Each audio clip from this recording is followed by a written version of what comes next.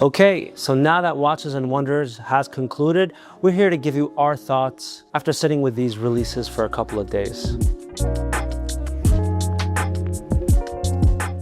We'll cover the releases from Rolex, Patek, Vacheron, Cartier, and of course, JLC. Starting with Rolex this year, it was all about the Oyster Perpetual. The anniversary two-tone OP is cool for what it is, but it really symbolizes the rest of Rolex's releases this year. Very understated, some might say even a little underwhelming. But at the same time, this is Rolex. They're not always trying to push limits. They already make a near-perfect sports watch, and most years are about micro adjustments and refinement, and maybe some new dial and case variations. Then once or twice a decade, they drop something big like the Sky Dweller ring command bezel or the Dynapulse escapement in the new Land Dweller. This year was just quieter, and that's okay. I do like the attention on the OP line, especially diversifying the looks. The precious metal OPs with stone dials are going to be a huge hit with the ladies. The green ombre Datejust is a home run for them, and I really like the new desaturated gold tone Rolex is playing with, their new gold alloy called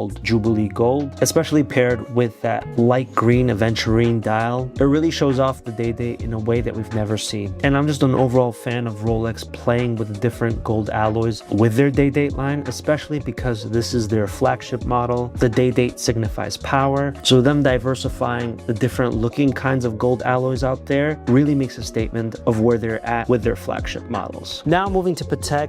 Unlike Rolex, Patek really came to play this year. From their complication to their grand complication pieces, they gave us a ton of variety this year. And honestly, the Cubitus really impressed me, especially the semi-skeleton perpetual calendar. It feels like Patek is doing something new here, winning people over after initial reactions, which they usually don't ever have to do. I do wish there was a way you could play with the skeletonization, going from a full blue dial perpetual calendar to that semi-skeleton. Moving on, the red dial world time in 36mm is incredible, almost primal, but still very classy. The 24-hour alarm is a hit both in that blue and green. And that blue and orange minute repeater is really fun, especially for such a complex complication. I also really like that green dial ellipse, and the additional white stitching on that green strap really makes the watch feel more casual, kind of breaking the ellipse a bit out of that dress-only category. For the Nautilus, they really stayed true. Just different sizes and subtle dial tweaks. The 5610 1P is slim and refined and way under 40mm. The 5810 1G gives you that classic standard feel we all know and love. And the 5810G gives you a more casual, more younger feeling Nautilus with the strap and the diamond hour markers. And then you have the 8-day power reserve desk clock, which is for a very specific type of collector. If you have that, you probably also have the RM pen and the AP clock sitting in your office. Overall, Patek had a great year. They touched everything. They gave us their crazy pieces, minimalistic pieces, fun complications, and everything in between. And they definitely quieted some critics. Vacheron Constantin this year kept it very minimal, but very strong. The overseas dual time cardinal points is a standout hit, coming in with the north, south, east, and west variations. And it really feels like they're listening to their audience. They saw how much people loved the limited run of the Everest edition and how much demand there was for more rugged travel style overseas. The colors are great and the concept really works. I also really like the overseas ultra thin 2500V with the salmon lacquer dial, available in 34 and 41mm, and coming in at a sleek and thin 7.35mm in thickness. It really makes the overseas feel a lot more elegant. And now they've released the Historique Americain 1921 both in 36 and 40mm, which is such an important watch. What I really enjoyed about the releases from Vacheron this year,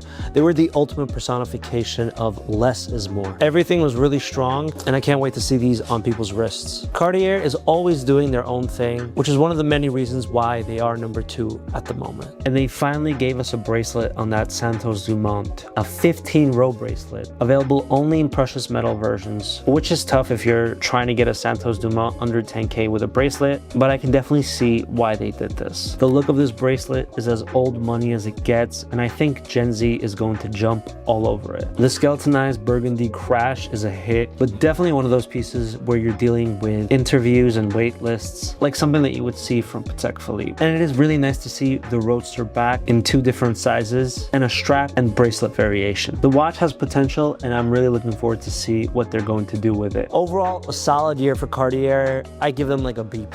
And last but definitely not least, we have my favorite, JLC. I'll admit I'm biased, but with this level of watchmaking, how can you not be? They stepped into the world of integrated sports watches, and they did it their way, understated and timeless. The stainless steel variation comes in at 38mm, which is super wearable. You're getting that blue-gray dial, which makes for a perfect one watch collection. And even though the 50 meters of water resistance leaves something to be desired, this is pretty standard for the Master Control line from JLC. They also offer this watch in a chrono and perpetual calendar version, and the perpetual calendar version comes in under 50K, which is great value for the money. It wouldn't be JLC if we didn't talk about the Reverso, and this year's no different. The Reverso enamel pieces with the hand painted by Japanese artisans is pure artistry and watchmaking romance. You're getting something extremely unique made by real artisans. And then you have their high complication pieces like the Hybris Inventiva, Hybris Mechanica, and the Grand Traditionale. Last note, before we wrap up, AP did release some pieces, but they were mostly jewelry forward pieces. Not much to say here. It feels like they're just riding the trend of stone dials and jewelry pieces. I feel like these are catered to a very niche group of collectors that enjoy these jewelry forward type pieces. All right, guys, that is it for our coverage for Watches and Wonders 2026. Let us know which brand had the strongest year. In my personal opinion, it's Patek Philippe and JLC,